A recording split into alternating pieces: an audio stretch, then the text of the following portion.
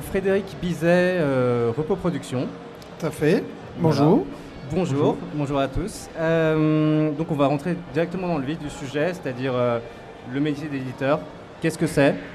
Et il y a peut-être peu de gens qui savent que y a un éditeur aussi derrière des jeux de société, il y a souvent des auteurs aussi, mais voilà, c'est quoi, avec tes mots, un éditeur de jeux de société? Un éditeur, c'est celui qui va passer de l'idée, d'un prototype d'une idée à une réalisation concrète, c'est-à-dire le jeu de société en lui-même. Si on prend l'analogie avec le cinéma, l'éditeur, ce serait le réalisateur d'un film. Et donc, l'auteur de jeu, ce serait le scénariste ou celui qui donne le script. Et c'est le réalisateur qui le met, qui met les images, qui donne vie à cette idée. Donc il y a plusieurs manières de procéder, mais globalement, un éditeur, oui, c'est ça, c'est passer d'une idée à un produit, un jeu. Alors comment ça se passe d'habitude? Vous recevez des prototypes, vous allez les chercher? Alors, les idées, les prototypes, on nous les envoie généralement sur notre site, on nous contacte par mail, ou alors on connaît des auteurs qui viennent nous proposer directement des jeux, mais sinon la procédure, quelle que soit la personne, c'est toujours la même. C'est-à-dire que si la personne, on la voit de visu, on va jouer à son jeu, on va lui dire si on est intéressé ou pas. Si elle nous contacte via Internet, on va lire les règles et on va lui répondre positivement ou pas. Et à ce moment-là, si c'est positif, on va demander un prototype auquel on va jouer comme si on avait rencontré la personne, mais elle n'est pas là. Et suite à ceux ou ces tests, on va dire si on est intéressé ou pas par le jeu. S'il y a trop de développement, après c'est une question de feeling par rapport au jeu. D'accord.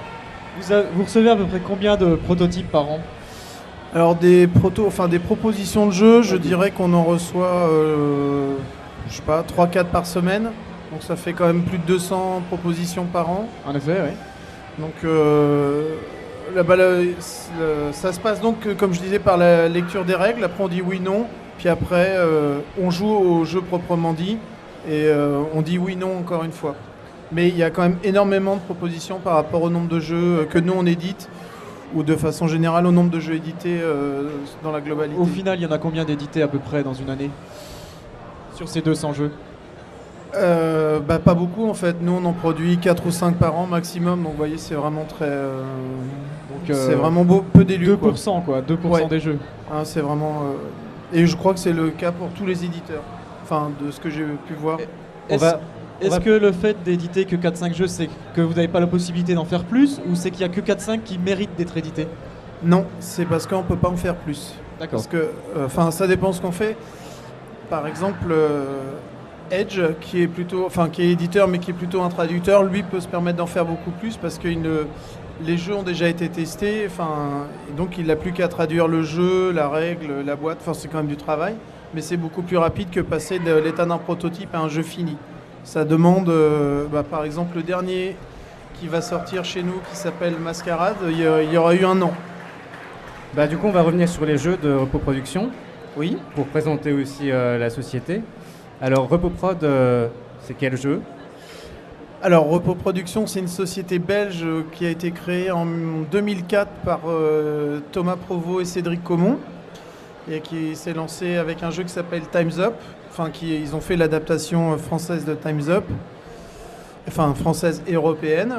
C'est ce qui les a lancés au niveau de l'édition. Et après, il y a eu plusieurs jeux qui ont été édités. Il n'y a pas une gamme proprement dite de jeux. Il y a une tendance sur les jeux d'ambiance, les jeux où on s'amuse. Normalement, oui, un jeu, c'est fait pour s'amuser. Mais globalement, si ça plaît, il édite. Il n'y a pas un critère précis pour être édité. C'est pas genre comme on pourrait voir chez Cocktail Games, que les petits jeux en boîte métallique. Il n'y a pas une ligne éditoriale de ce niveau-là? Non, ça peut être des jeux à 20 €, 10 ou 50. Et il y a quand même des choses qu'on ne fait pas jusqu'à présent, mais peut-être qu'on le fera. Par exemple, des jeux abstraits à 2. A priori, c'est pas pour nous, mais peut-être qu'un jour, il y aura un proto et ça se passe. Et il y aura une forte envie de l'éditer. La probabilité est quand même très faible. D'accord. Alors, Repos Production, c'est aussi City of Horror, Seven Wonders. Oui. Alors, je pense que Time's Up a été quand même un grand boost dès le départ par rapport à l'édition. Ah oui, Et Oui. il y a du coup eu des dates marquantes et des jeux marquants qui ont vraiment bien cartonné. Pardon. Oui, alors c'est sûr que le succès de Time's Up, enfin, au début, il ne connaît pas le succès qu'il a maintenant parce que l'année dernière, sur la France, il s'est vendu plus de 500 000 exemplaires de Time's Up, toutes éditions confondues, c'est-à-dire le jaune, vert, Family, etc. Mais dès le départ, ça a quand même été un jeu qui s'est bien vendu, qui a permis d'engranger de l'argent, ce qui a permis de développer d'autres projets. Mais les premiers jeux, si ils ont eu un certain succès, c'est clair que, comme Ghost Stories qui a très bien marché commercialement, ce qui est sûr, c'est que Seven Wonders a été la deuxième étape importante pour Reproproduction en 2010. Surtout qu'il a gagné de nombreux prix, il a eu énormément d'expositions médiatiques du fait de la qualité du jeu, hein, c'est indéniable, c'est un excellent jeu. Donc je pense que ça en plus, ça doit booster encore plus les ventes, d'avoir par exemple, il a gagné les As d'Or, le Von Schutz. Le Kennerspiel, ouais. Voilà. Oui, oui, alors c'est d'ailleurs la publicité qui est sur la boîte, c'est le jeu le plus récompensé au monde, il y a plus d'une trentaine de récompenses. Tous les concours qu'il a fait, il a gagné, quoi, en gros. C'est vrai. Non, mais le jeu a une extrêmement de reconnaissance et se vend très bien partout dans le monde. Là, toute boîte confondue, on a plus de 500 000 exemplaires dans le monde entier. Un gros score pour un jeu de plateau. Hein. Ah oui, clairement, ça a relancé, ça a permis à la société de franchir une nouvelle étape en embauchant de nouvelles personnes parce que la masse de travail était devenue trop importante pour l'équipe qui était de 2010. D'accord. Et il y a les extensions qui sortent de Seven Wonders aussi. On a eu Leaders, on a une nouvelle qui arrive, il me semble. Alors il y a eu Leaders, Cities l'année dernière, il y a le Wonder Pack qui vient de sortir fin mars, donc qui est une mini-extension de 4 plateaux. Et la prochaine extension concernant Seven Wonders, ce sera Babel certainement, qui est en pleine phase de test. Mais là, on parle de 2014. Et les extensions se vendent bien aussi, ça a le même succès que le jeu de base? Oui. Il se vend plus des jeux de base que d'extensions, qui est logique. Mais non, les extensions se vendent très bien, dans le monde entier. Et là, on a même une édition chinoise du jeu qui vient de sortir. Ah, sympa. Et du coup, tu nous disais que Seven Wonders a donné un boost à la société du fait qu'il ait bien fonctionné. Pour un ordre d'idée, Reproproduction, c'était quoi avant et après Seven Wonders? En fait, ça a permis de plus que doubler l'équipe. Si je dis pas de bêtises, avant Seven Wonders, ils étaient 4 ou 5 personnes. Et là, on est à 11 ou 12, je crois. D'accord. 12, ouais. Donc là, il y a vraiment un cap qui a été franchi avec Seven Wonders. Et dans cette équipe, on retrouve quel rôle finalement? Maintenant, donc, il y a 2 patrons, Thomas et Cédric, qui se répartissent les tâches. Il y a 3 graphistes. Il y a un responsable de production. Il y a quelqu'un qui est chargé, c'est moi, du SAV, de lire les règles, les prototypes, de relecture. Et une personne qui est chargée de tout ce qui est organisation, événements, Salon, plus un comptable.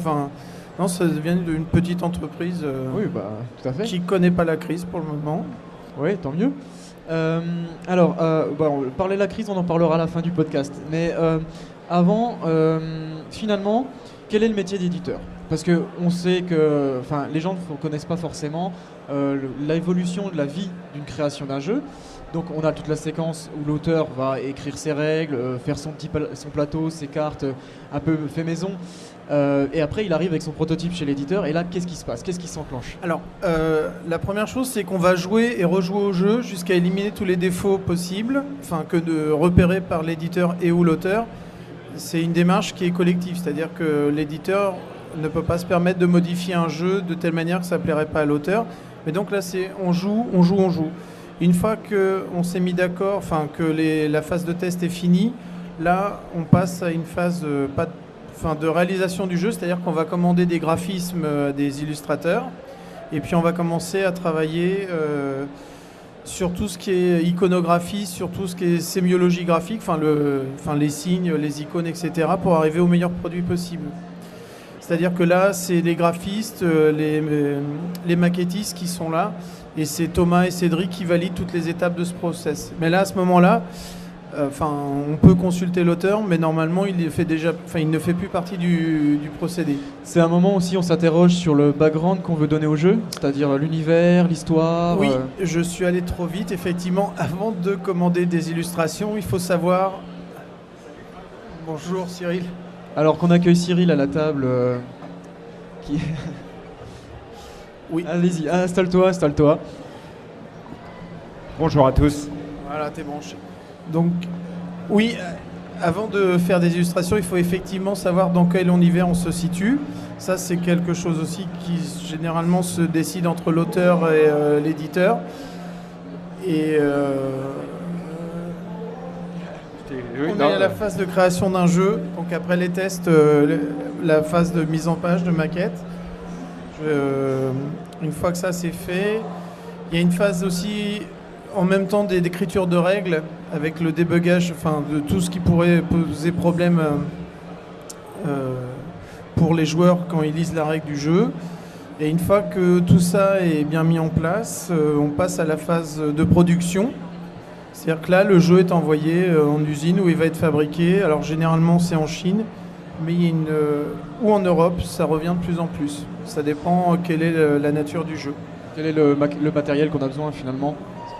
Quel est le matériel qu'on a besoin pour le jeu finalement? Oui, alors de toute façon, ce qu'il faut savoir, c'est que s'il y a besoin de plastique, de figurines, ça va aller en Chine. Après, s'il n'y a que des cartes, l'Europe, c'est une possibilité tout à fait envisageable. Alors on fait une petite parenthèse pour ton arrivée. Cyril, tu veux peut-être te présenter, nous dire un peu ce que tu fais? Donc, je m'appelle Cyril Demag. Je suis le président des éditions Istari Games. Donc voilà, je suis éditeur de jeux, c'est mon métier. Alors qu'est-ce qu'on peut retrouver chez Istari comme jeu? Pas mal de jeux, on en a publié une trentaine, je crois, un petit peu plus. Dans les plus connus, il y a Kellus, Myrmes, Olympos. On fait pas mal de traductions aussi, à venir, Puerto Rico Deluxe, Sherlock Holmes, vraiment plein de choses. D'accord, très bien. Donc on discutait avec Fred, on discutait un peu de ce qui se passe quand le prototype arrive chez l'éditeur, et donc un peu toutes les étapes. À ce sujet, j'avais une autre question. J'ai déjà entendu un autre éditeur m'en parler justement, qu'il arrivait aussi parfois de changer le packaging du jeu, de changer, de dire bah voilà, là t'as mis un paquet de cartes, ça serait peut-être plus utile de mettre des dés pour générer de l'aléatoire par exemple. C'est quelque chose qui se fait souvent aussi pour passer d'un prototype à un jeu final. Oui, tout à fait. Alors c'est soit parce que coûte moins cher à produire et ça ne gâche en rien le plaisir de jouer, soit parce que ça paraît plus évident de jouer, de changer les cartes en dés ou je sais pas, parce que c'est plus simple ou plus intéressant au niveau du jeu. Il y a un côté pratique de la chose. Alors ça normalement c'est un choix éditorial. Enfin, l'auteur peut être consulté. Enfin, je sais pas comment ça se passe chez Istari.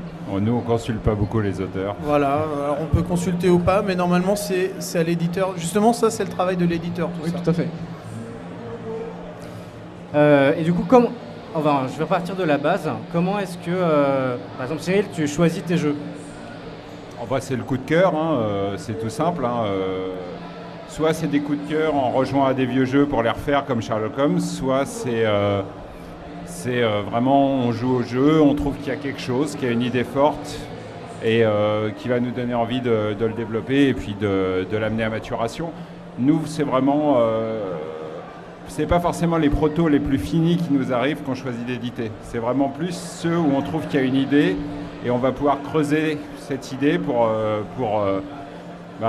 tailler le diamant brut, quoi. Nous, c'est ce qui nous intéresse plus qu'un proto très bien fait, mais qui serait pas si intéressant que ça. Après, c'est vraiment un jugement complètement subjectif.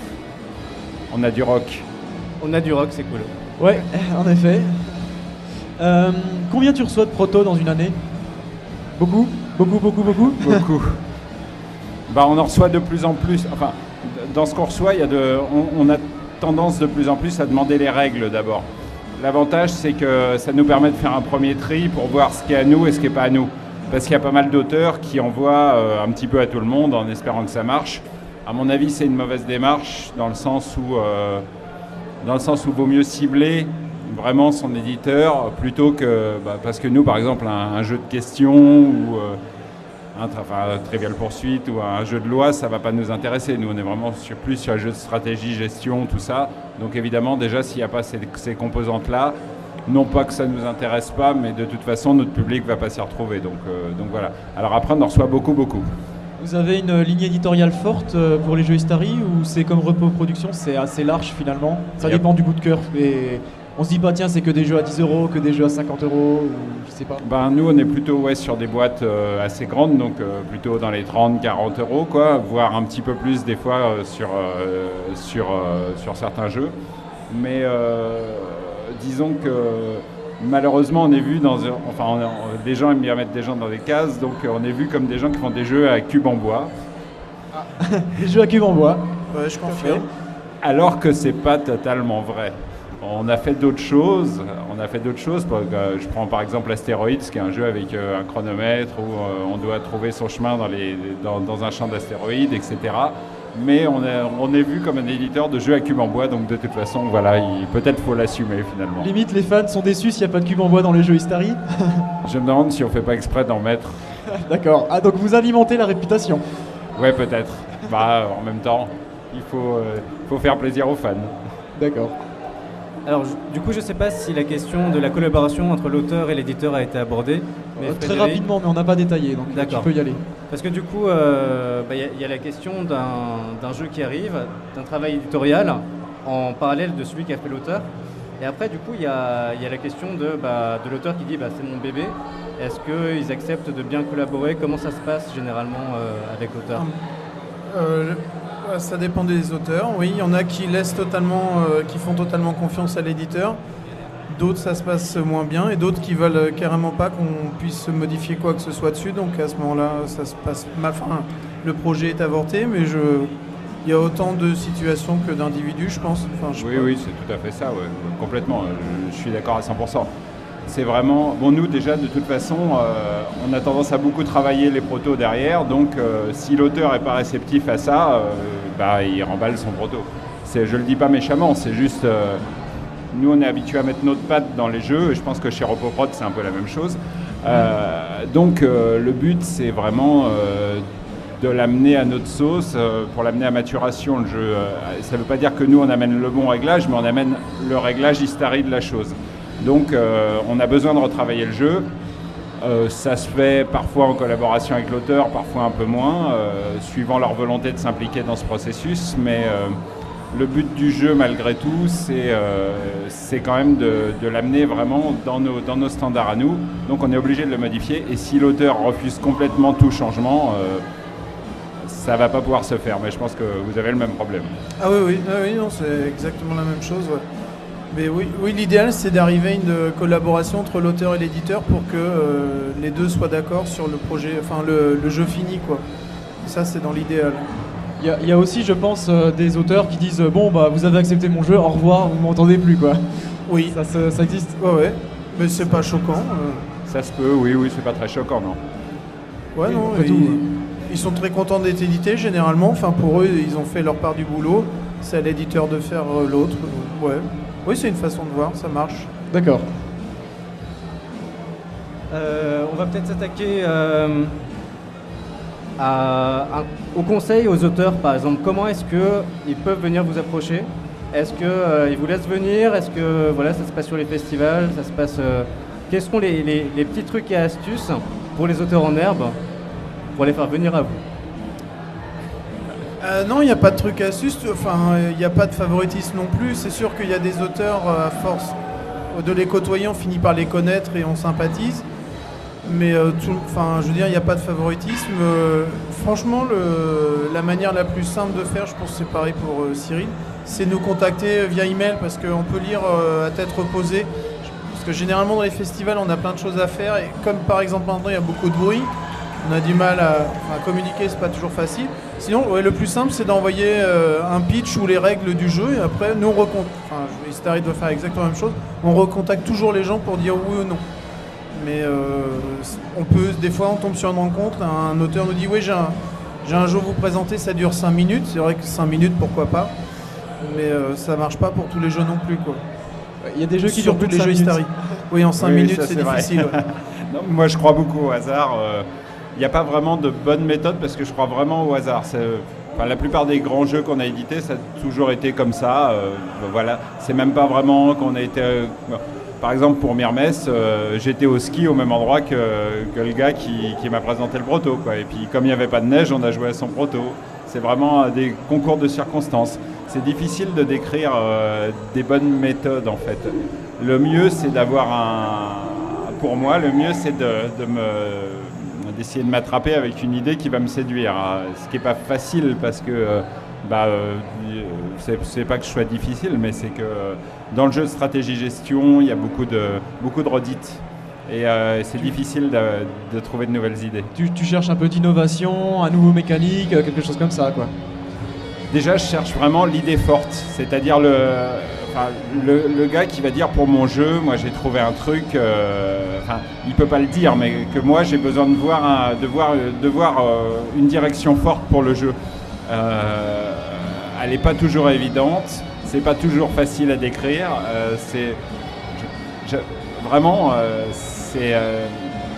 ça peut être dans le thème, ça peut être dans un mécanisme, ça peut être quelque chose qui va me faire dire tiens ça on n'a pas vu ou ça mérite d'être exploré quoi. Voilà, c'est aussi simple que ça. D'accord. Maintenant il y a pas mal de personnes qui font des démarches Kickstarter ou Ulule par rapport aux jeux de société, ça a commencé un petit peu. Et est-ce que vous voyez ça comme un obstacle, votre vision par rapport à ce processus-là qui finalement se prive d'éditeurs? Bon, je vais commencer, Fred, alors. Moi, Kickstarter, Ulule, je dis pourquoi pas. Je trouve dommage que de plus en plus d'éditeurs veuillent se lancer eux-mêmes sur Kickstarter ou Ulule, du coup. C'est pas tellement les particuliers qui me dérangent, c'est plus les éditeurs. Pour une bonne raison, c'est que je trouve que alors, pour des projets exceptionnels, je dis pas.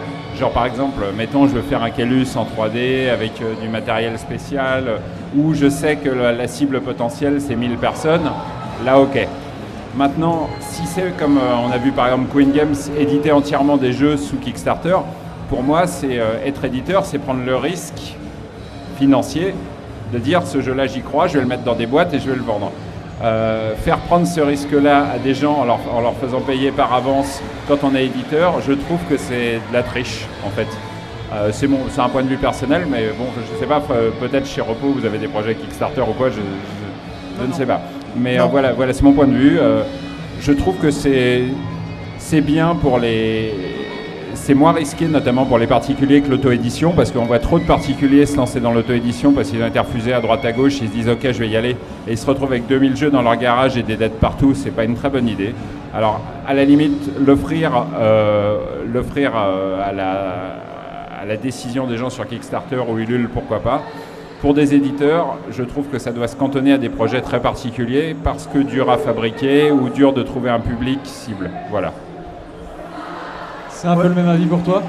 Ouais, je pense surtout que le problème se situe au niveau, le passer par Kickstarter, ça risque d'être assez dangereux, surtout économiquement parlant, surtout au niveau des distributeurs et des boutiques qui sont complètement chantés avec ce système-là. Et ça, à terme, je ne sais pas quelles conséquences ça peut avoir, mais si de plus en plus le jeu de société va vers la participation, le financement participatif, je pense que là, il va y avoir des dégâts, surtout au niveau des boutiques et donc les distributeurs. Sinon, pareil que Cyril, effectivement, pour des projets exceptionnels, je trouve pas ça incohérent qu'un éditeur fasse appel à des projets participatifs. Par contre, pour l'édition classique de jeux, oui, c'est vrai que c'est quand même assez étrange. Mais Queen Game est un éditeur étrange. Oui, c'est vrai. Donc, mais parce que ouais, maintenant il fait quasi systématiquement en référence il recourt au Kickstarter. C'est le seul que je connaisse. Oui, c'est vrai. Mais je pense que chaque éditeur va y aller au moins une fois, juste pour voir. Hein. Oui, d'un autre côté, il y a une relation forte entre celui qui participe et l'éditeur. Il y a un échange. On peut aussi, il y a des aspects très positifs, quoi. Je pense que c'est vraiment économiquement qu'il peut y avoir problème par la suite. Mais oui, là où tu as raison, c'est qu'en plus, quand tu es éditeur, tu renvoies un très mauvais message aux boutiques, c'est-à-dire les gens qui te font vivre quotidiennement à l'année, en leur disant, regardez, nous, on va vendre en direct. Nous, chez Istari, on a déjà presque pas de vente en ligne. C'est-à-dire qu'on évite de vendre nos jeux en ligne, en les mettant à des prix plus chers que ce qu'on peut les trouver en boutique, notamment, parce qu'on ne veut pas trop chanter les boutiques, parce que les boutiques nous font vivre quand même toute l'année. Donc, lancer un Kickstarter, c'est dire à la boutique, regardez, il y a 2000, 3000 exemplaires que je vais vendre sans vous. À mon avis, c'est quand même un petit peu malhonnête comme processus, quand on est éditeur, encore une fois. Parce qu'en théorie, on a besoin de la chaîne a besoin de nous, et ça marche comme ça, quoi. C'est vrai que ça peut être tentant parce que oui, il y a plusieurs intermédiaires qui sautent, donc il y a plus d'argent qui rentre chez l'éditeur, mais c'est toujours pareil, à court ou moyen terme, on ne sait pas ce que ça peut donner, quoi. A priori, moi je trouve ça plutôt, je sais pas, je suis dubitatif, pour faire un éditeur qui ferait que du Kickstarter, mais sinon, exceptionnellement, pourquoi pas. D'accord. En parlant de boutique et d'édition, forcément c'est le thème aujourd'hui, on constate quand même ces dernières années, j'ai l'impression qu'il y a de plus en plus de jeux qui apparaissent sur le marché. Si on compare peut-être à 10-15 ans, j'ai l'impression qu'il y en a de plus en plus. Est-ce qu'on n'atteindrait pas une sorte de saturation du marché maintenant ? C'est dur à dire. Ouais. Moi je dirais une saturation non, mais une durée de vie des jeux qui est extrêmement courte maintenant. S'il n'y a pas une campagne de pub, de buzz ou de je sais pas quoi pour faire parler du jeu, il y a beaucoup de jeux qui disparaissent très rapidement, ou alors il faut que le jeu ait vraiment des qualités exceptionnelles, mais donc exceptionnelles c'est rare. Sinon, oui, les jeux ont tendance à... Oui, le turnover des jeux est quand même assez important. Du coup, on se retrouve... Vas-y. Comment ça se passe? Parce que vous faites un premier tirage sur un certain nombre d'exemplaires. Oui. Et à quel moment est-ce qu'on peut dire c'est un succès, on va refaire un truc, par exemple, un tirage? Le deuxième tirage, c'est le moment du risque pour un jeu. Parce que, mettons, t'en fais 5 000, 10 000, peu importe, tu les vends. Et là, la question, c'est de savoir si tu as touché tout ton public ou s'il y a encore une partie du public qui en veut. Ça, généralement, ça se calcule à la vitesse où tu les vends. Je vois que récemment, il y a eu beaucoup de plaintes de boutiques parce que certains jeux sont épuisés rapidement. Par exemple, j'ai vu Myrmès, etc. Ça s'épuise vite. Il faut savoir qu'on pratique un métier dangereux et que c'est facile de dire après coup, on en a fait 10 000, on aurait dû en faire 20 000. Le truc, c'est que si on en avait fait 20 000 et qu'on s'en était mangé 10 000, on aurait perdu tout notre argent. Donc, je te dirais que c'est la vitesse où tu les vends qui fait les suites. Parce que si tu as vendu tous tes exemplaires en un mois, tu peux estimer, par exemple, j'exagère en un mois, mais tu peux estimer qu'il y a plein de gens qui en ont voulu et qui n'ont pas été servis. Par contre, si tu mets 1 an ou 2 ans à vendre tous tes exemplaires, ça s'est vendu lentement, tu peux estimer que tout le monde a eu le temps d'être touché. Par ailleurs, en un mois, tu génères un buzz, comme disait Fred, qui fait que... Voilà, après, nous, on n'a pas la culture... Je sais que dans les grosses boîtes de jeux vidéo, on voit les lancements PlayStation et compagnie, ils aiment bien avoir la culture de produire peu pour avoir des ruptures de stock, pour déclencher du buzz, etc. Nous, on ne le fait pas volontairement. On le fait parce qu'on n'a pas les épaules financièrement pour faire plus que ce qu'on fait, en fait. Donc, voilà, c'est ça. C'est la vitesse de vente qui va faire des retirages, sachant qu'un retirage, c'est toujours dangereux. Le deuxième est dangereux, le troisième est encore plus, etc. etc. Après, il y a des jeux comme Seven Wonders où on sait qu'il y aura des retirages et puis voilà, quoi. Oui, il n'y a pas de danger. Ouais. Ouais. Est-ce que ça doit être quand même difficile d'essayer d'estimer justement rien que le premier tirage, combien on doit en faire. Est-ce que vous arrivez à sentir qu'un jeu va être vraiment un gros succès? Est-ce que c'est un peu prévisible, ça, quand même? Ah non. Ça dépend des jeux. Je sais que là, il y a un jeu qu'on va faire pour Essen à la fin de l'année qui s'appelle Concept. Et à chaque fois qu'on l'a présenté, ça a été un grand succès. On l'a présenté auprès du public, mais aussi des distributeurs ou d'éditeurs étrangers. Et les retours ont été très positifs. Donc là, on sait déjà que... c'est exceptionnel, mais il y a déjà des préventes sur certains pays. Donc là, ça nous permet d'augmenter le tirage. Mais sinon, après, c'est que des retours qu'on peut avoir des festivals où on présente les prototypes. Et effectivement, c'est encore le métier de l'éditeur d'estimer, de voir... de quantifier ses retours en fait. Mais là c'est... Et puis c'est aussi à l'éditeur de se dire j'y crois et j'en fais plus que d'habitude, ou ça me paraît dangereux, j'en fais moins, je fais attention. Je pense que c'est pareil chez... Oui, c'est à l'instinct quoi. Ouais, voilà. Tu te dis là, celui-là, je sens qu'il est bien dans ma cible. Après, tu vas pas non plus péter un câble et dire tiens, d'habitude j'en faisais 10 000, là je vais en faire 30 000. C'est pas ce genre de truc. Non. C'est juste que tu vas en faire un peu plus parce que tu sens que ça peut marcher, tu prends le risque. C'est vraiment, c'est un jeu, c'est de la prise de risque, pure prise de risque. Donc voilà. Est-ce que vous avez eu, vous avez probablement, des anecdotes d'un jeu on s'attend qu'il marche et il marche pas, ou l'inverse, un jeu qu'on s'attend pas forcément à un gros succès et il explose. Est-ce que vous avez une anecdote là-dessus? Je vous pose des pense cols. que les premiers jeux qui ont... je pense oui, au premier jeu, par exemple Pickpocket, un jeu de Rainer Knizia qui a été fait par Repo Prod il y a quelques années. Je pense qu'on attendait beaucoup plus de succès que ce qu'il a eu, même s'il a fini, enfin on a écoulé tous les stocks. Là ça a été une surprise parce que le jeu était, on trouvait plutôt bon, l'auteur était connu, graphiquement on trouvait que c'était très bien, et puis il n'a pas rencontré le public aussi rapidement qu'on aurait espéré. Sinon, donc ça c'était une déception, et les choses positives, c'est oui, quand on voit la vitesse à laquelle on écoule des Seven Wonders. Là c'est très positif. Un gros hit, ça c'est sûr. Ah oui. Et chez Isari, chez nous c'est un peu... il n'y a pas vraiment de grosses surprises. On a eu des déceptions, mais encore une fois, c'est pas vraiment des déceptions dans le sens où, par exemple, des jeux comme Assyria, Scylla, qui sont plus difficiles à vendre, mais on le sait à la base. Donc voilà. Après, la déception, c'est de voir qu'on n'est pas surpris, quoi. Tu vois. Donc après, c'est pas les plus gros tirages qu'on fait, tout ça. Après, des bonnes surprises, oui, il y en a. Nous, ça a commencé vraiment les bonnes surprises par Kellus, quoi. C'était un petit jeu produit par un petit éditeur, et puis d'un coup, voilà, là, on a vendu beaucoup, pas autant que des Seven Wonders, mais ça touche pas exactement la même cible. Donc là, on en est à plus de 80 000 maintenant, donc, et ça continue à vendre au fil des ans, etc. Pareil, Myrmes.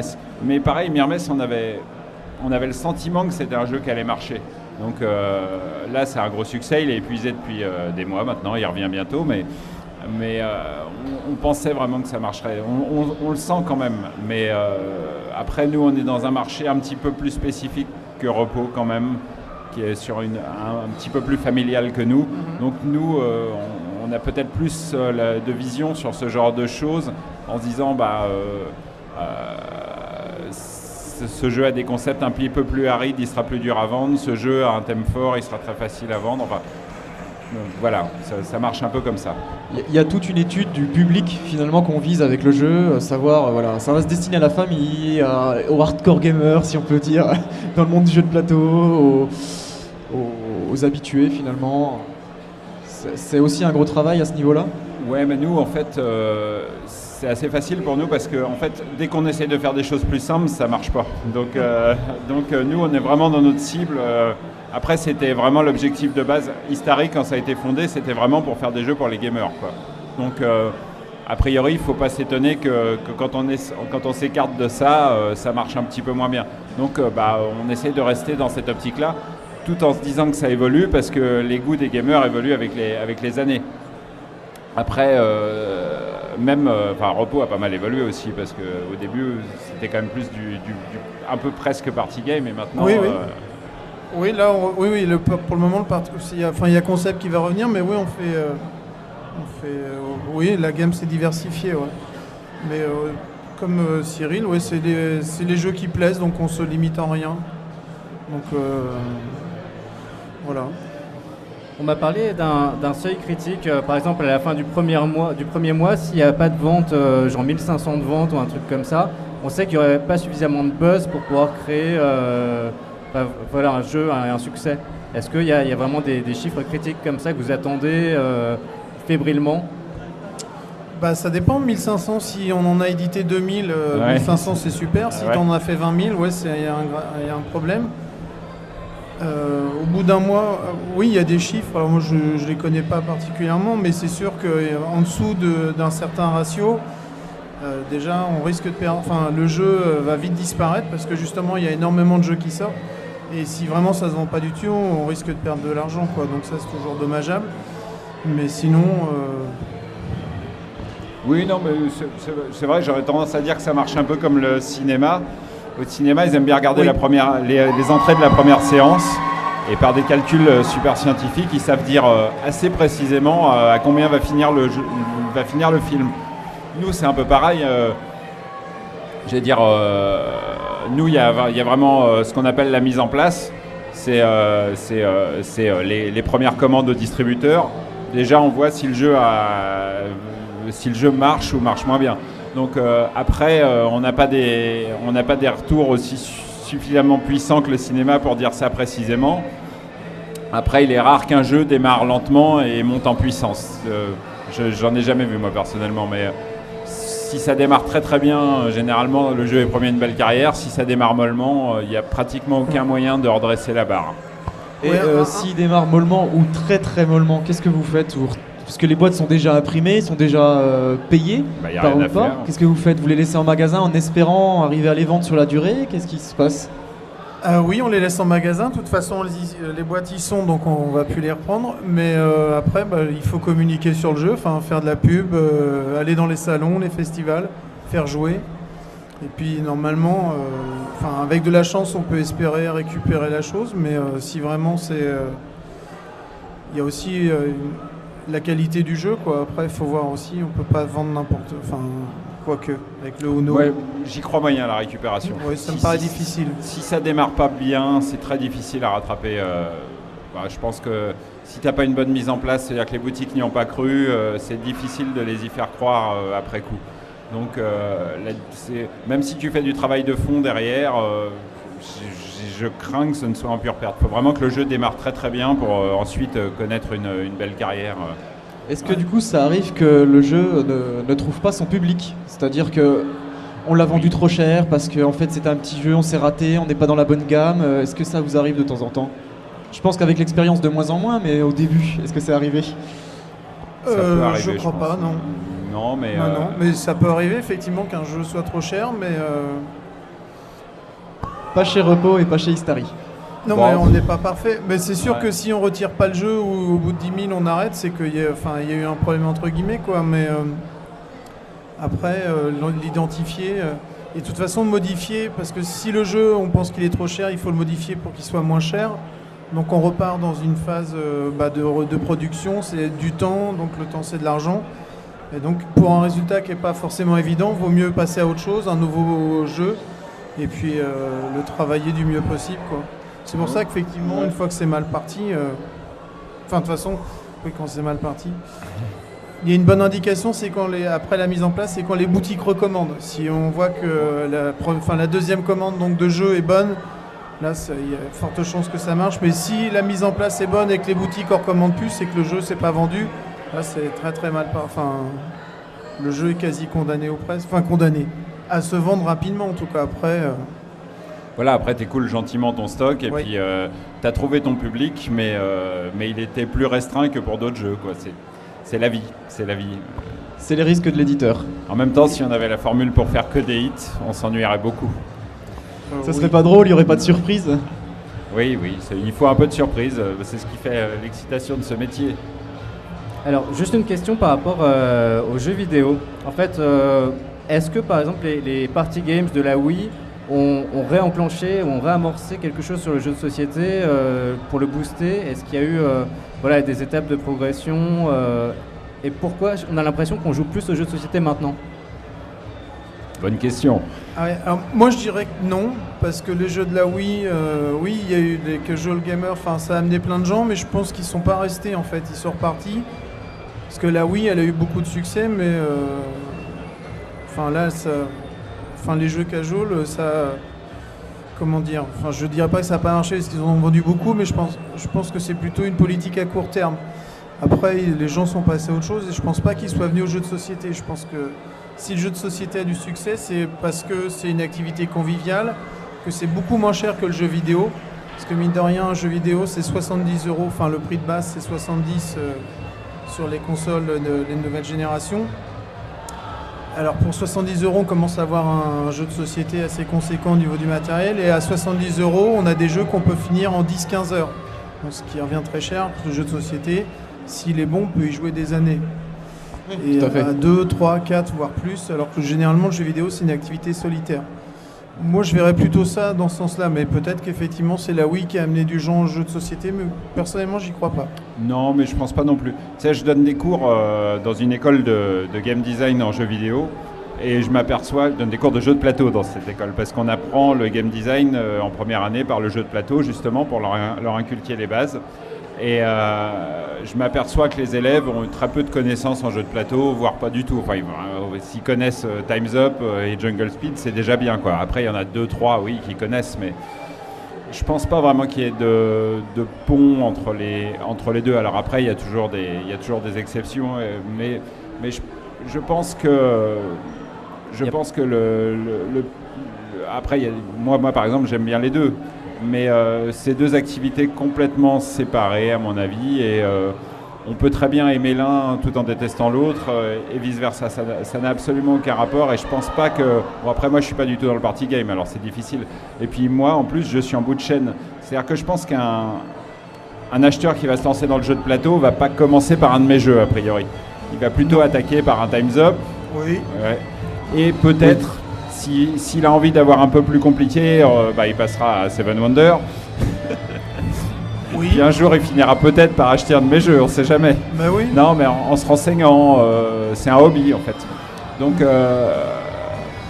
maintenant, je pense que justement, c'est une erreur de vouloir faire trop de ponts parce que les principes de game design entre le jeu de plateau et le jeu vidéo sont des problématiques tellement différentes que c'est très difficile. Alors après, effectivement, maintenant il y a les tablettes, maintenant il y a la Wii U, ça jette de nouvelles passerelles, mais ces passerelles ont leurs limitations, et je pense que ça reste deux activités très distinctes l'une de l'autre.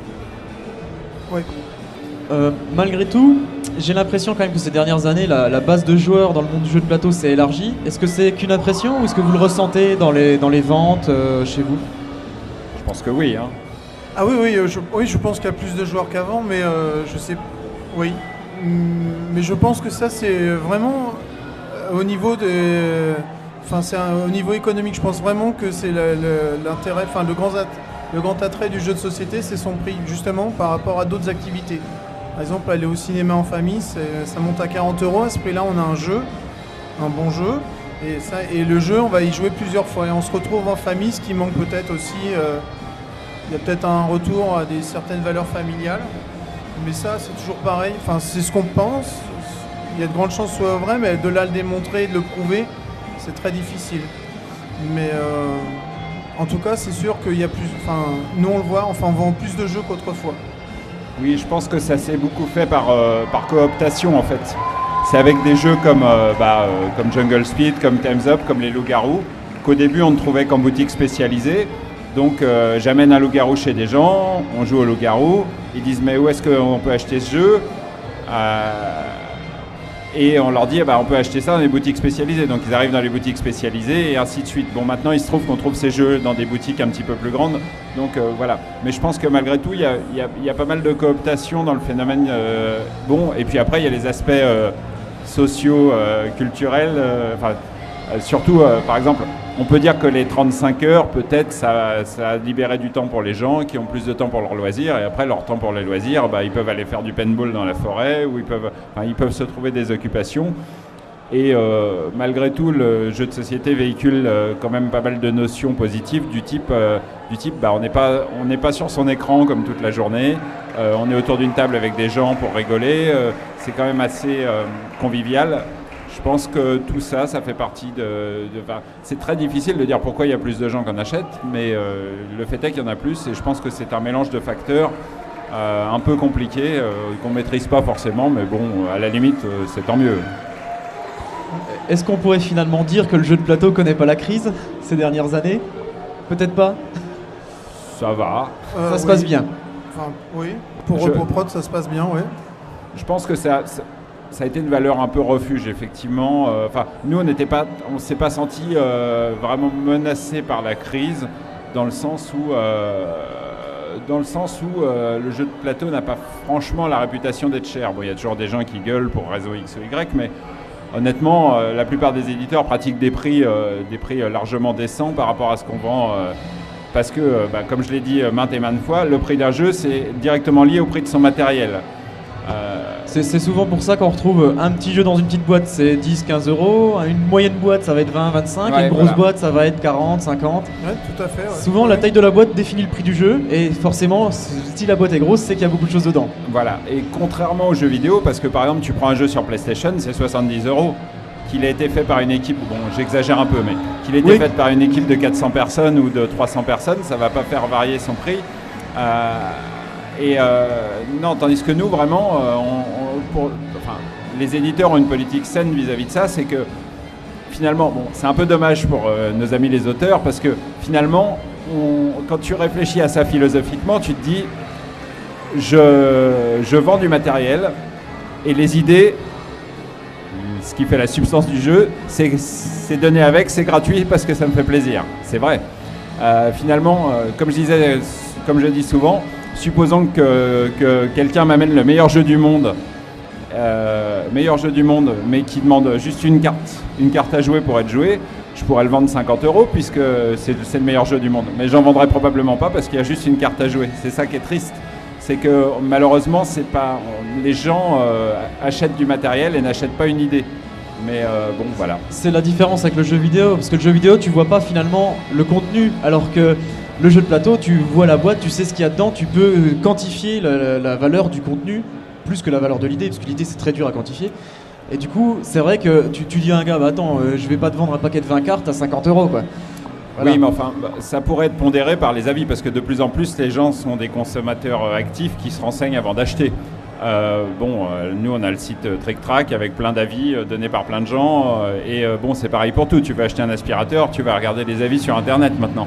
Mais malgré ça, je pense que si l'acheteur trouve qu'il n'y a pas d'adéquation entre le prix où tu vends le jeu et la taille de la boîte, par exemple, dans les deux sens. Par exemple, une grosse boîte vendue pas cher, c'est louche. Oui, c'est tout à fait vrai.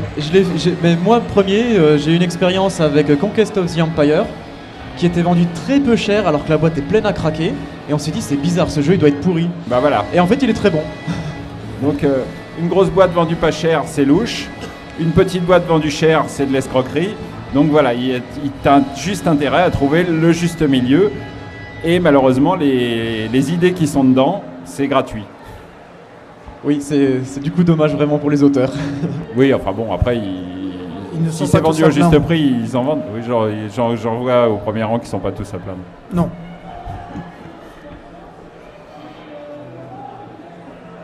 Mais disons que c'est dommage intellectuellement. Oui, c'est ça que je voulais dire. Oui. Alors, pour le petit mot de la fin, par rapport au planning, vos futurs projets, ce sur quoi vous êtes actuellement, des choses à venir peut-être ? Ou un jeu qui vient de sortir à l'instant, il n'y a pas longtemps. Alors à l'instant non, mais dans un mois on a Masquerade qui sort et puis qui va être suivi par Sandwich, donc c'est 2 jeux de cartes. Et puis pour Essen 2013, il y a Rampage qui va arriver de Ludovic Maublanc et Antoine Bozat, et Concept aussi. Donc ça c'est pour l'actualité 2013, et en 2014 il y aura la prochaine extension de Seven Wonders. Plus d'autres jeux évidemment, mais la grosse actualité c'est l'extension de Seven Wonders. Alors Rampage, juste pour revenir un tout petit peu dessus, on souffle sur... Alors Rampage c'est un jeu de monstres où on détruit une ville qui est remplie de meeples, et on donne des pichenettes, on souffle sur les bâtiments pour les faire s'écrouler et manger les meeples. On joue vraiment le monstre en fait. Chaque joueur est un monstre qui doit donc détruire la ville et manger ses habitants. Enfin les habitants, c'est des meeples, et ils peuvent se taper dessus entre eux. Les pions sont en bois, parce que manger les pions en bois... Les pions sont en bois, ouais, c'est des meeples en bois. Et oui, non, mais ça se fait. Mais il faut manger équilibré par contre, ça vous verrez pourquoi. Mais On accompagne de salade. Pardon ? On accompagne avec de la salade. Oui, on fait ce qu'on veut, du moment que c'est équilibré. Si on veut marquer des points, c'est bon. Cyril ? Alors nous, pas mal de choses. Alors on a déjà pas mal d'extensions Sherlock Holmes dans la balance, notamment la prochaine, ça va s'appeler Les Masques Africains. C'est l'enquête qui a gagné le concours d'écriture qu'on avait fait l'année dernière, donc voilà. Après, on sort Queen's Park. Après, une autre enquête dont je ne parle pas pour l'instant, on préfère garder la surprise. Et ensuite, en jeux plus normaux, on va dire, on a Aspirium de William Attia, donc l'auteur de Kellus, qui sort en juillet, je pense. On va voir. On n'est pas en avance, mais on n'est pas en retard. Ça va. Ça sortira un jour. Et sinon, là, pour Essonne, on a plusieurs projets. On a pas mal de jeux en cours.